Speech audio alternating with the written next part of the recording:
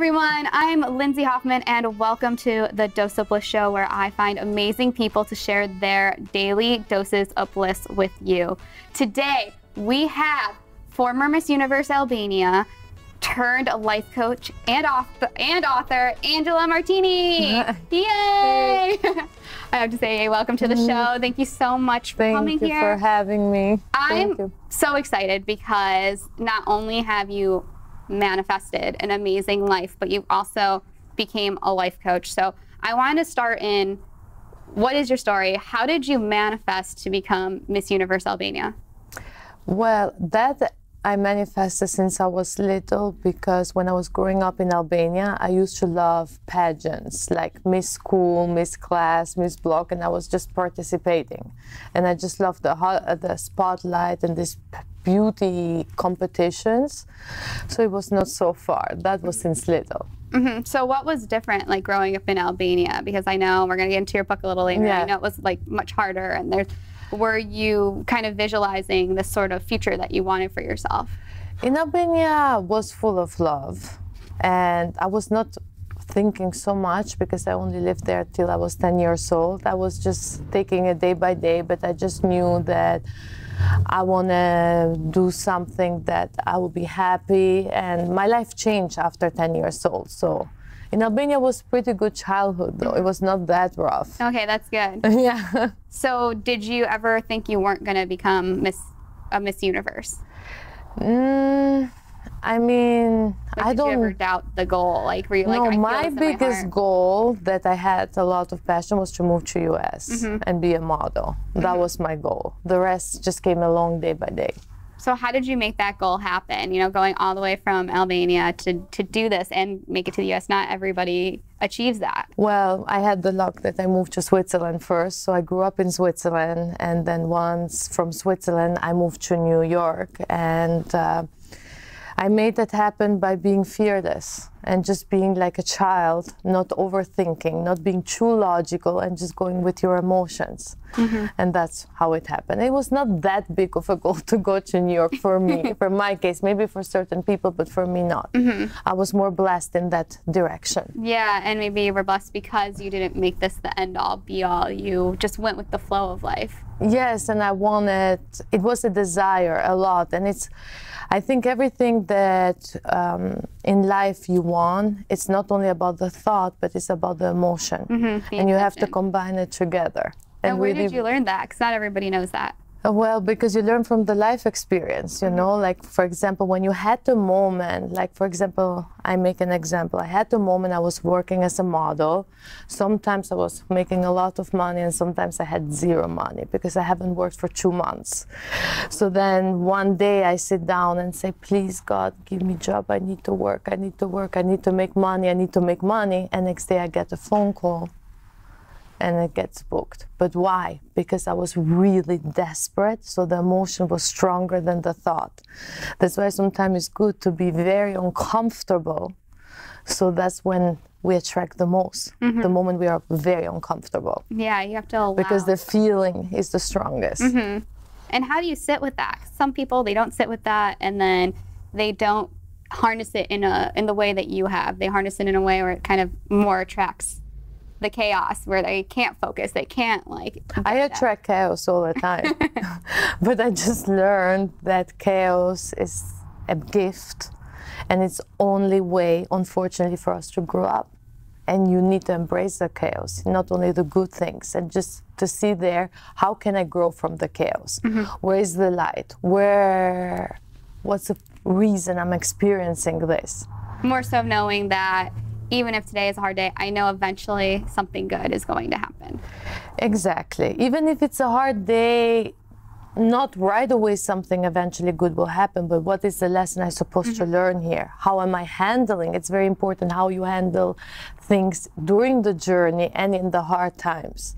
The most important thing is to see who you are in the bad times, not only in the good times. Exactly. And how you handle that, and how you're aware of the whole situation, and what are you feeling, what are you not feeling, all these things. Because anyone can be happy in a good time. Well, but not everyone can handle Yes. a hard situation and True. come out of that and deal with that in a way to make you stronger. True, exactly. That's a very powerful way to like look at that, and I'm really glad you shared that, because I see so Thank many you. people, they come to me and they say, how do I get through this, or how, why is this happening to me? Why don't I have $1 million? Why isn't this happening right now? And it's like you have to appreciate the moment to get to the next moment. So what was the biggest thing you learned once you became Miss Universe Albania? For that part, what the biggest thing I learned, I don't know. I think I learned the love that I have for my country. Like, this was like my biggest happiness that made me be Miss Universe Albania, that I could represent my country and that it connected with my country. But what I learned was that you need to be a little bit more disciplined, work harder, and yeah. I mean, that was not my biggest experience, like my biggest thing that I ever learned. I think the biggest thing I ever learned in my life was the most difficult ones. That life didn't go the way I wanted. Do you have like an example of that you can share? Yeah, like I have many. For example, when I moved to Switzerland, there was a different country, different language. This was a hard time for me to get adjusted. And I was a lot of the time mostly alone with my thoughts. There I learned the fantasy world. Like if I didn't like this world, I created another world the way I wanted. And on some point I didn't know the difference anymore. But then things were going the way I wanted. So I continued that, and I kept that child, even no matter how old I am now, I keep the child thing inside of me. Yeah. Like I keep thinking like a child, dreaming like a child. Yeah, I think that's the difference. When you're little, you dream anything. You're like, I want my house to be made out of chocolate. Okay. Yeah. And that could manifest in a way when you're older, being like a person who owns a bakery or something like that. And then there's a point where that stops. Yeah. And I think it's good to visualize that, because what it feels to me, what you must have been doing is you were thinking of the life you wanted, who you were talking to, who you were going to be, how the situation was. And, playing that out in your head helps you play it out when it happens in real life, because you're practicing a scenario. Exactly. So it's really no coincidence how successful you've become. But something that's really interesting to me, though, is you kind of left the life of modeling to become a life coach. So why did you leave that life? Because people, who are just watching this at home, their biggest aspirations are often, oh, if only I could be Miss Universe, if only I could do these things, that's the top. But I find when people are at the top, there's something different. There's something more. Well, it depends for who is what top. For me, once I experience you can become only once Miss Universe Albania, I done that checklist. I was a model in New York, done that checklist. And then my biggest passion was about philosophy, human psychology, and this was one of my biggest passions. And that's why I wanted to do the diploma of a life coach, to learn more about it and how can I help people better and how can I understand people better. Because the more you understand psychology and human behavior, the easier is life for you too to read others. And to read yourself, because that's the hardest. To read others is the easiest thing, but to read yourself is the hardest. And that was for me a dream, and a book that was for me another big dream that I just wanted to do and share the story of my mother and my life, that it has shaped my world a lot, the way everything has happened in her life, and has motivated me, and I hope to inspire others. So before we get into the book, I don't want to forget about it, is how do you read yourself? Because a lot of people don't know how to do that. You think, oh, I know how I feel. But you ask people in the day, oh, how are you feeling? Oh, I'm okay. But really, I mean, how are you feeling? That's not describing anything. People just say, I'm fine, I'm okay. So how I read myself, like in base who I am or how I feel? Either or both. So how you read yourself is just like being honest about yourself, not lying to yourself who you wish to be, because we mostly like to be like how we want to see things how we wish they are, but not how they really are. And it's a huge difference. And then allowing yourself to do mistakes and testing yourself and not being like, no, I'm a good person. Well, see yourself in certain situation, how you behave, why you have the jealousy, why you wish somebody bad, or why you have so much fears, or are you going beyond your limits even if you are tired?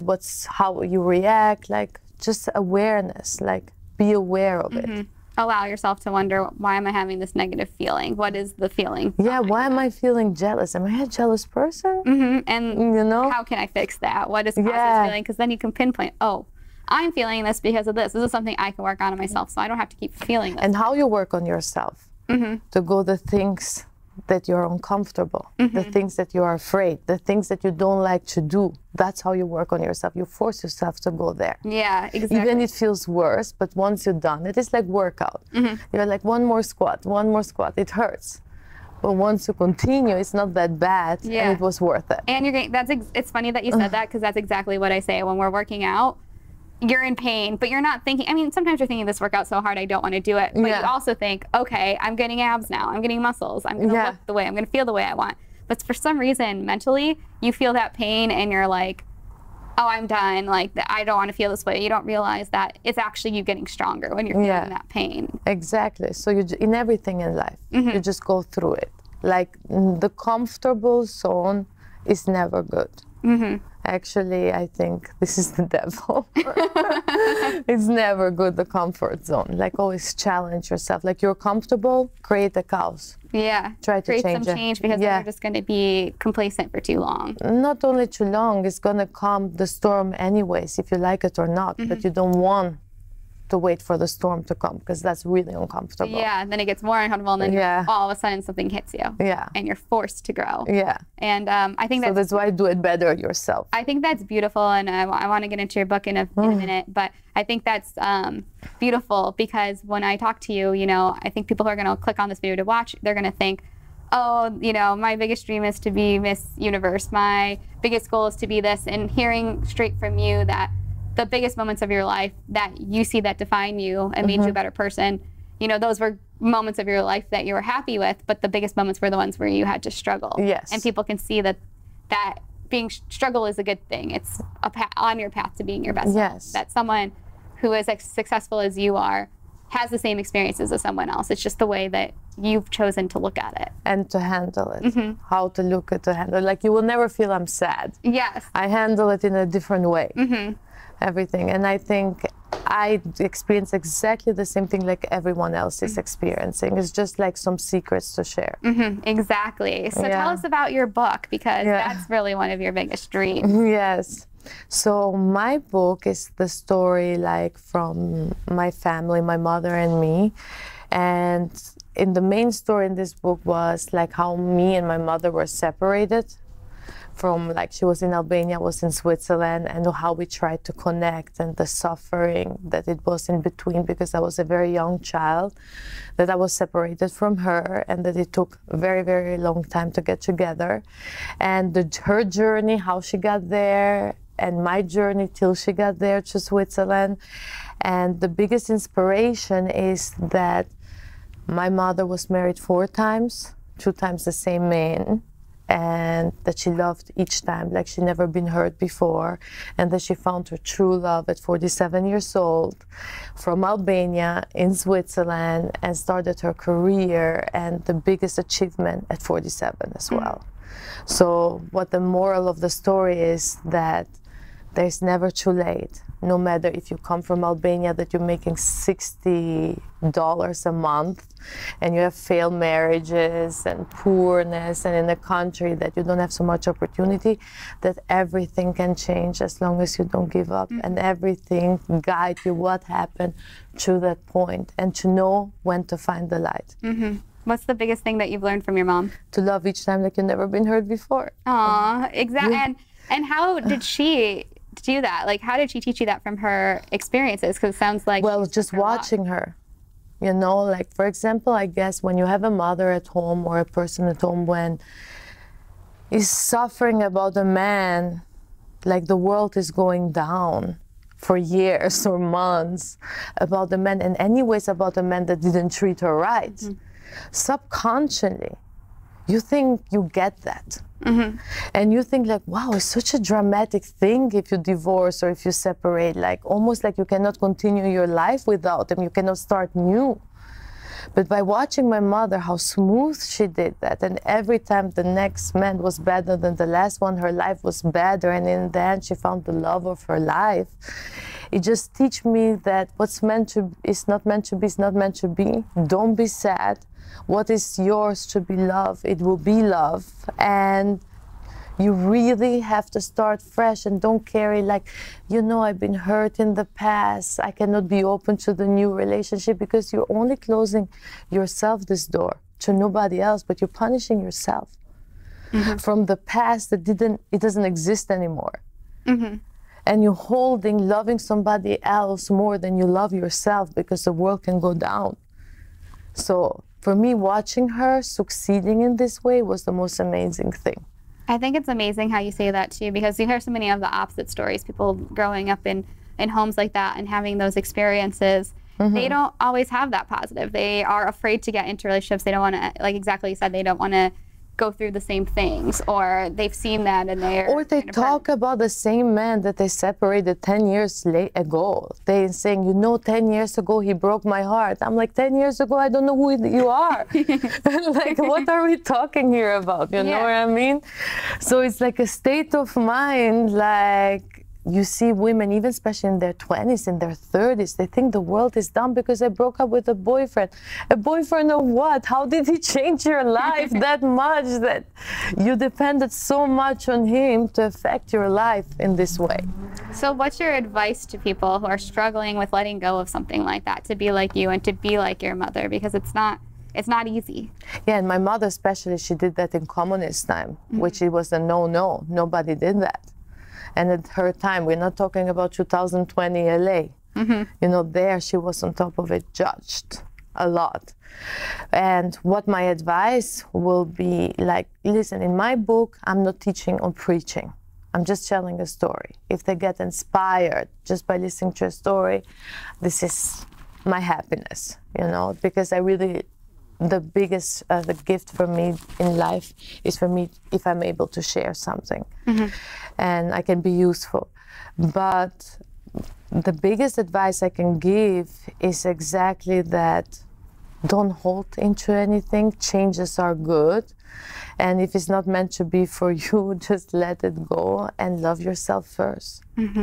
This is like, I know it's hard, and they say, no, I love myself, I take a spa. Well, that's not the way of loving yourself first. Be first your biggest fan. And if they treat you, you find an equal one that treats you right. And I mean equal, and treats you right, and you support each other, and you have this love and this dream, and you work against the world, great. If it's the opposite, then let it go as soon as possible. Just let it go. That seems like the vibe And be of your excited life. who's going to be the next one. What you're going to learn from that other person. How he's going to kiss, how he's going to feel, what other experience. Who's the next one? Yeah, visualize your life to be in the place that you want it to be and let everything fall into place. Yeah, no, and feel it. Well, we only have about a minute left. Is there Yeah. anything you wanted to add before I tell people where they can find you? No, that's good. Well, thank you so much for coming on the Thank show. Let you. everyone know where they can find you and Thank let them you. know where they can find your book. Thank you. And my book you can find at angelamartinibook.com and as well on Amazon I'm really for excited to pre-order right now. We will have Thank that you. linked in the description below if you're watching this on Thank you. YouTube. Thank you guys so much for watching. Again, I'm Lindsay Hoffman. You can follow me at Lindsay B. Hoffman across all platforms. These videos are on my YouTube channel every Thursday, but if you want to binge watch them before they go live, you can go to EverTalk TV app or evertalktv.com and binge all of them. Thank you guys so much for watching. Thank you so Thank much for you. coming, and we'll see you next week with our Daily Dose of Bliss. Bye. Bye.